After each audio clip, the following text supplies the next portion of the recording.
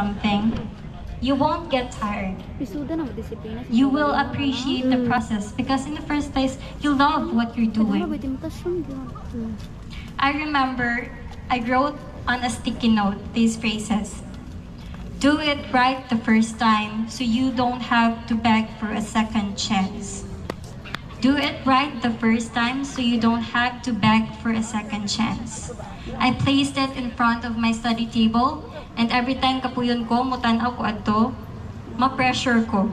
And that's a good thing because I needed pressure to keep me going. 7. Surround yourself with the best people. I acknowledge that what I have achieved is not my sole effort, but this is a collective effort of me, my family, my friends, my teachers, and everyone was kind enough to show support. So let me have this opportunity to thank these people behind this success. Thank you to my friends. Thank you to my instructors from the College of Business and Accountancy and the College of Law. Thank you, Dean Edulan. Thank you, Dean Austral. Thank you, University of Bohol, for the many opportunities that you have given me. I am your proud product. And a final note, let me quote Theodore Roosevelt when he said, "Believe you can, and you're halfway there." Graduates, when you're faced with difficulties, I want you to pause, close your eyes, and say this to yourself. I am a UBN. I am groomed to be a leader and an achiever. Trust that your university training has prepared you for life and has prepared you to conquer adversities. Again, congratulations, graduates, and good afternoon. To have that motivation fully well that I will be taking Bachelor of Laws thereafter. For my pre-law course, my choice was between political science or accountancy. I chose accountancy. I then came up with these 4 phases that I have to go through to become a lawyer. So these are the 4 phases. First, finish accountancy. Second, pass the board. Third, finish law school. And fourth, pass the bar.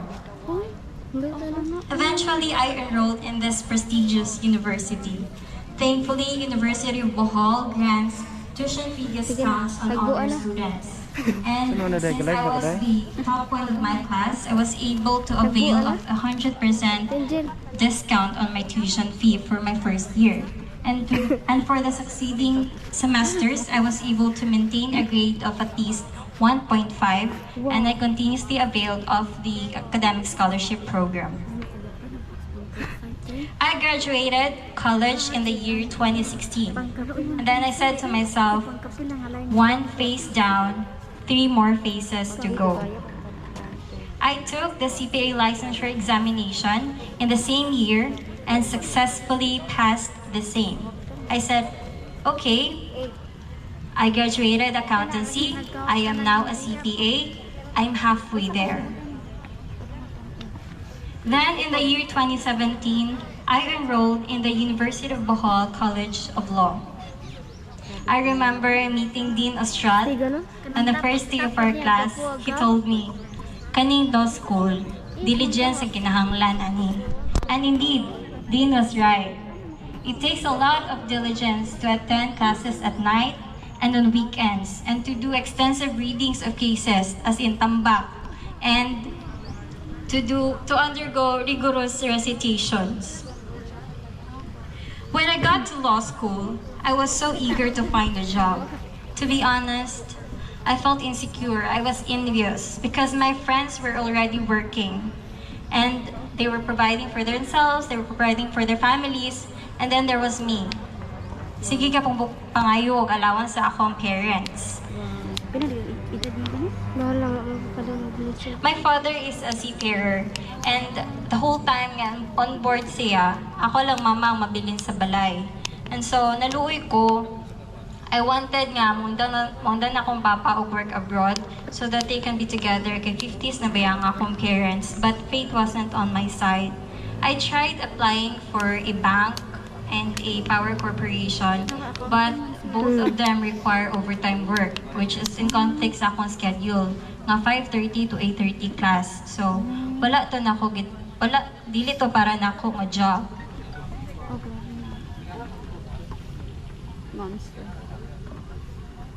Although I was able to avail of the Victoriano Bitirol Scholarship Program, I still need to pay for my food, for my rent, my transportation, for my books. So, ako na lang tong giantos, sige po kog pangayo og allowance sa akong parents.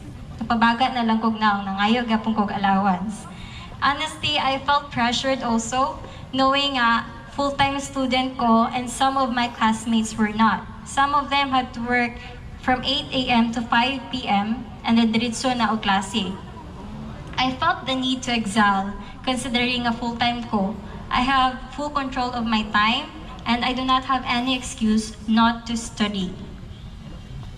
And on my second year, so end of contract na sa akong papa, we do not have any source of income. So I felt the need to find a job na gyud. And luckily, there is a job hiring in University of Bohol Senior High Department. I applied and then I got hired as an accounting teacher. So for the next 3 semesters, I found myself juggling between work and school. In the morning, I have to teach in the Senior High Department for 3 consecutive years. In the afternoon, I have to study for my recitation. In the evening, I have to attend my law class. And after that, I still have to prepare for my lesson the next day. And it's exhausting. It's really exhausting. So I said, dili ni pwede nga set up, nag-review na nako because it might affect my retention. I wanted lawyering, so I'm gonna go for it. Bahala na. So I asked my brother to cover up for my expenses, and luckily, nisugot ra siya. Lo and behold, on July of 2021, I obtained my Juris Doctor degree. I said, 3 phases out of 4, 1 last phase to go. Now, on to the final phase, the bar, which is very challenging considering the health protocols in place because of COVID-19. These are the things that I have to face. Online review. I made a lot of adjustments considering bawal ang mass gathering, so review must be through online platform. And wala ba ako naanad na online? So I made a lot of adjustments. Second is isolation. We need to isolate ourselves. The moment nga mag-positive ka o COVID, you will be barred from taking the bar exam. And what's worse, the antigen test was conducted just 2 days before the exam. So imagine, grabe nimong tinuon diha, 2 days before sa exam, you'll know nga disqualified ka to take the bar. The United Seniors Organization to thank for this opportunity to be your commencement speaker. My dear 2022 graduates, I am so proud of you. You have conquered and kept up with the demands of college education. You fought well and good, and look at you. You emerged victorious. Seeing you here today, wearing your togas and caps, only mean one thing. That is success. Finally, your efforts have paid off and you've reached another milestone. So allow me to express my warmest congratulations. I salute all of you.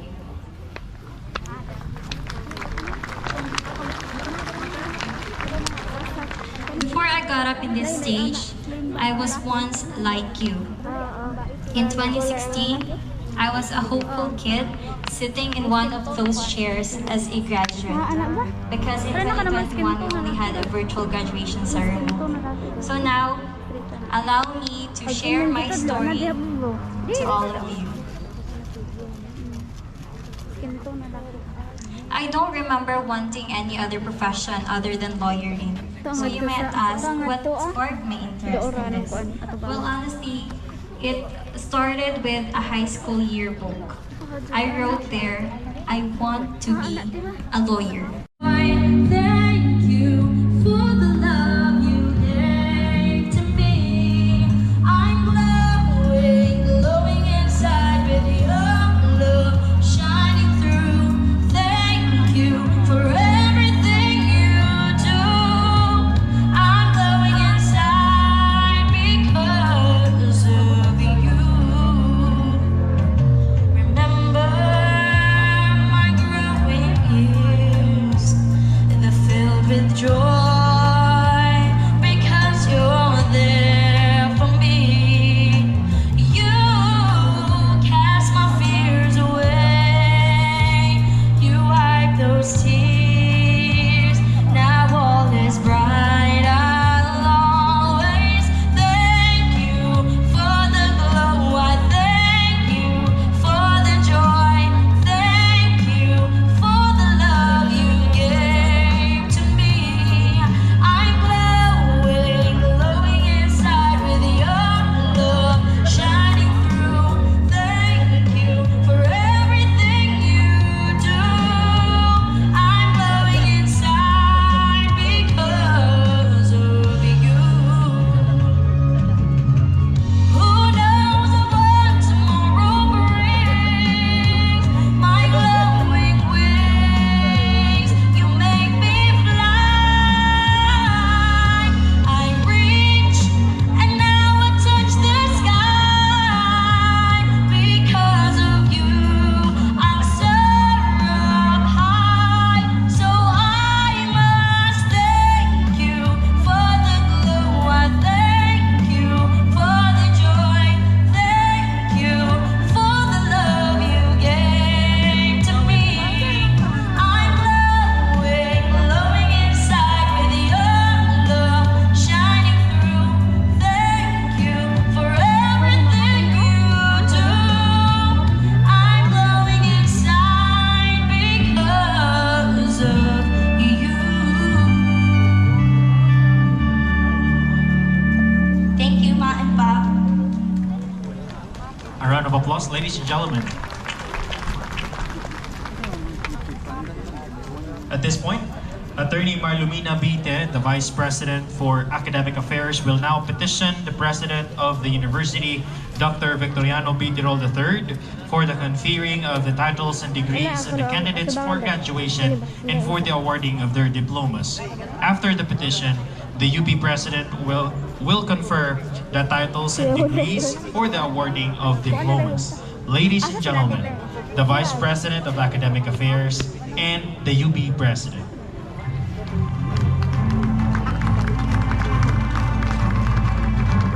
Di ba sa UB si Kuya Emma nag-eskwela? Wala, siya dire. Saan ni pag-graduate mo?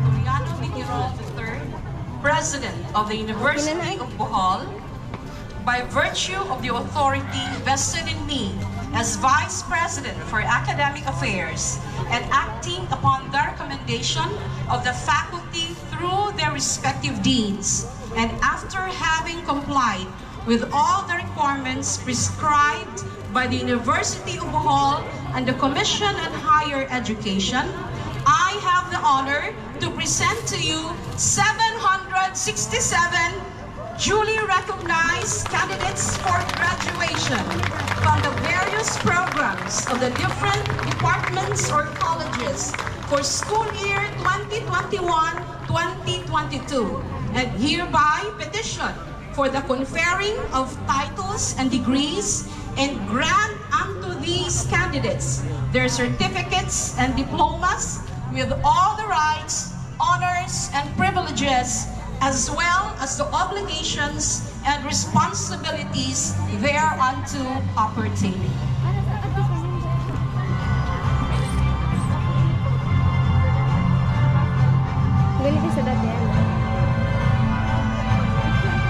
Attorney Marlumina Bite, Vice President for Academic Affairs, by virtue of the authority in me vested by the Board of Trustees as President of the University of Bohol, and acting upon the recommendation of the faculty and deans of the different colleges, through the Vice President for Academic Affairs, and after having complied with all the requirements for graduation prescribed by the University of Bohol and the Commission on Higher Education, it is with distinct honor that I hereby confer the titles and degrees with all the rights, honors, and privileges, as well as the obligations, responsibilities thereunto appertaining to the 767 candidates for graduation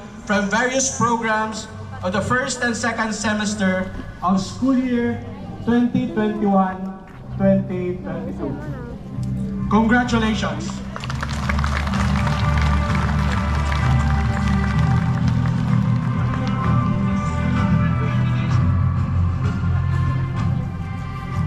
Graduates, as a passage ride from one life to another, from that of a student to the members of the world of professionals, you will now please move your tassel from left to right. Thank you very much and congratulations. Please take your seats.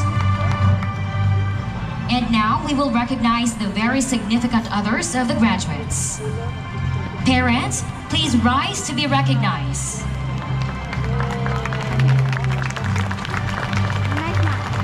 Thank you very much. Teachers, members of the faculty, please rise to be recognized.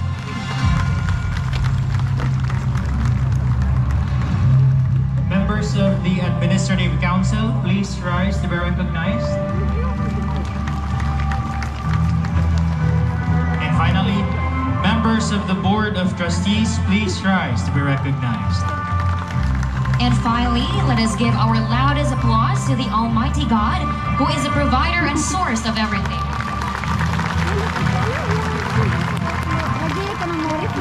Thank you very much. In every special occasion, there is always a guest speaker. Friends, ladies and gentlemen, a candidate graduating Bachelor of Science in Criminology, magna cum laude, will now introduce the guest speaker. Let's give a hand to Donna May Olaer.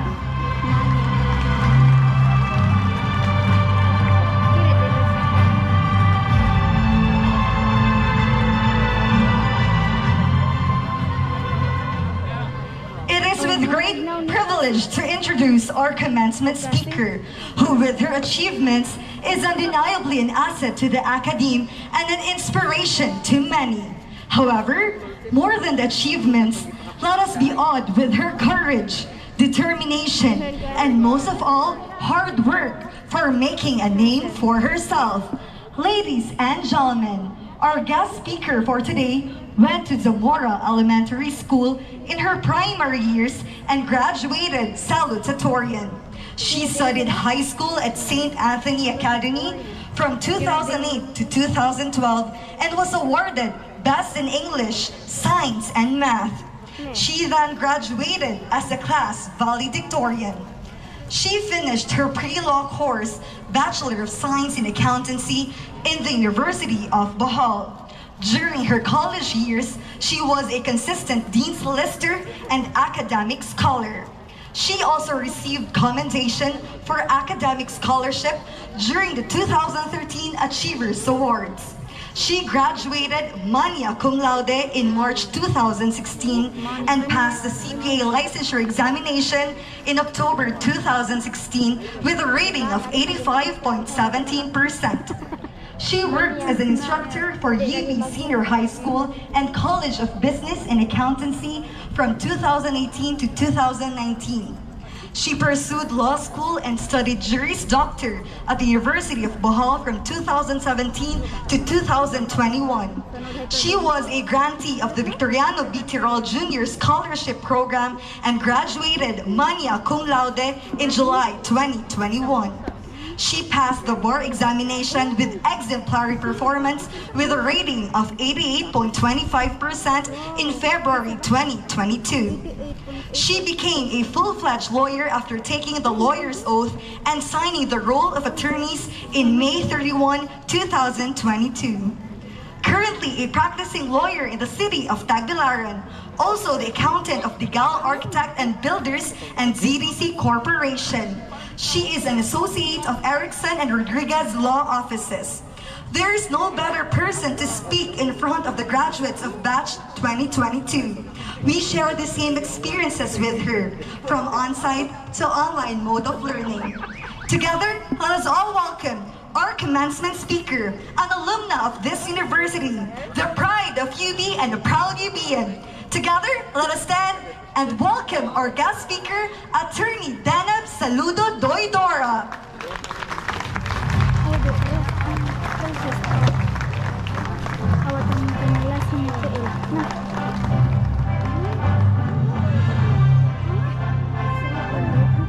Thank you, Donna, for your introduction.